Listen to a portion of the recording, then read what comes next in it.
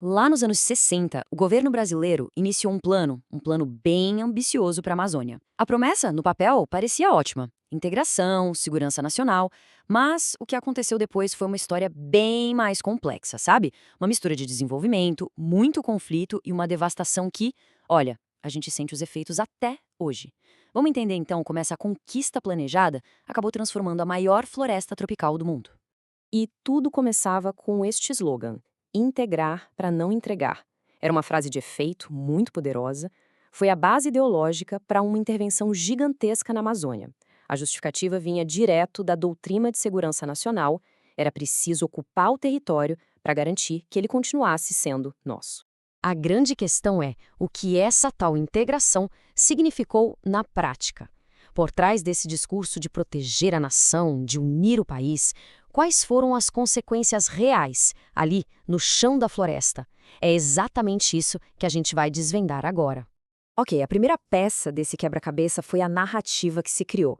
O governo começou a promover a imagem de uma Amazônia vazia, um território imenso, praticamente desabitado. Essa ideia de um lugar vulnerável, abandonado, criava um senso de urgência, né? De que era preciso ocupar logo para proteger. Só que os motivos iam muito além da segurança das fronteiras. Havia um projeto econômico muito claro ali para explorar os recursos naturais. Tinha também um objetivo social: usar a Amazônia como uma válvula de escape para aliviar as tensões por terra em outras partes do Brasil. E, claro, um potencial enorme para especulação, atraindo investidores que queriam comprar terra barata que iria valorizar muito. Era uma mistura de poder, dinheiro e controle social. E para reforçar essa ideia, veio outro slogan fundamental. Essa frase foi martelada para incentivar a migração em massa.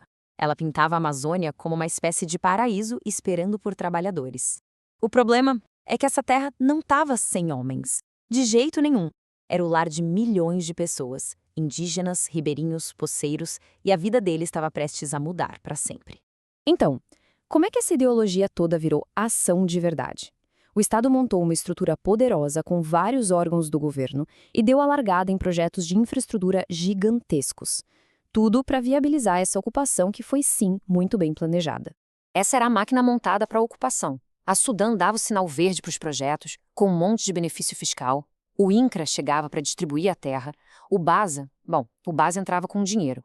E a infraestrutura, como a rodovia Belém-Brasília, era a grande artéria que levava o capital e as pessoas direto para o coração da floresta, quebrando aquele isolamento histórico. E com a chegada dessa máquina toda, o progresso finalmente desembarcou na floresta. Mas, progresso para quem? Agora o foco muda para o impacto direto disso tudo nas pessoas que já moravam lá. E como era de se esperar, isso deu origem a conflitos gravíssimos. O que aconteceu foi, na verdade, um choque brutal de visões de mundo. De um lado, a lógica do capital, que enxerga a terra como uma mercadoria, um ativo para gerar lucro. Do outro, a visão dos povos tradicionais, para quem a terra era um bem coletivo, o espaço do trabalho, da sobrevivência. A raiz de toda a violência que se instalou ali está nesse conflito de ideias. E essa disputa pela terra acabou colocando todo mundo frente a frente. Novos e antigos moradores. O cenário amazônico virou um palco de tensão constante entre poceiros e grileiros, entre indígenas e grandes empresários. E nesse meio, a figura do pistoleiro, contratado para impor a lei do mais forte e, literalmente, limpar o terreno para os novos donos. E quando a gente olha para os números, é chocante. Esses dados de 1992 mostram a escala dessa violência. Pensa só, apenas no Pará, em um único ano, quase 1.000 famílias foram expulsas de suas terras. Na região inteira, mais de 3.300. Era uma violência sistemática planejada para tirar qualquer um que estivesse no caminho dos grandes projetos. Essa violência contra as pessoas caminhou de mãos dadas com a violência contra a natureza. A mesmíssima lógica de ocupação que gerou os conflitos sociais também deu início a um ciclo de destruição ambiental que a gente nunca tinha visto antes. Esse verso da música Saga da Amazônia resume perfeitamente o sentimento da época.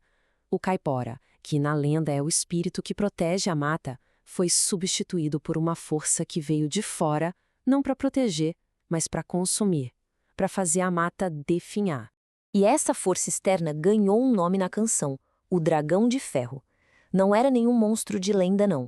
era a metáfora perfeita para os tratores, as motosserras, as máquinas pesadas que chegaram para derrubar a floresta numa velocidade assustadora.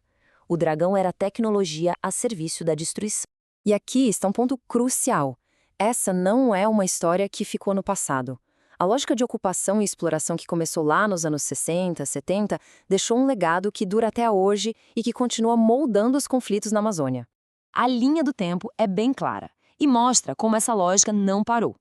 Começou com os grandes projetos de mineração dos anos 70, passou pela polêmica da usina de Belo Monte nos anos 2010 e chega até hoje, no debate sobre o marco temporal.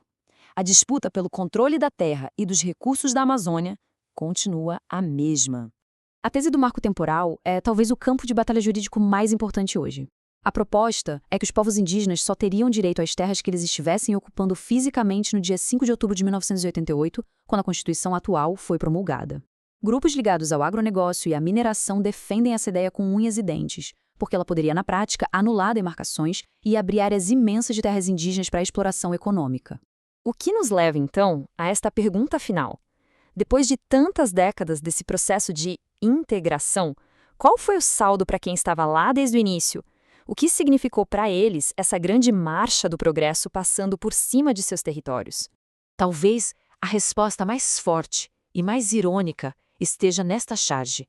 O cacique, quando perguntam sobre o futuro do seu povo, responde: de aluguel. É uma síntese perfeita do que aconteceu. Aqueles que eram os donos originais da terra agora se veem, muitas vezes, forçados a pagar para viver nela. Um final amargo que faz a gente refletir sobre qual foi o verdadeiro custo dessa conquista planejada da Amazônia.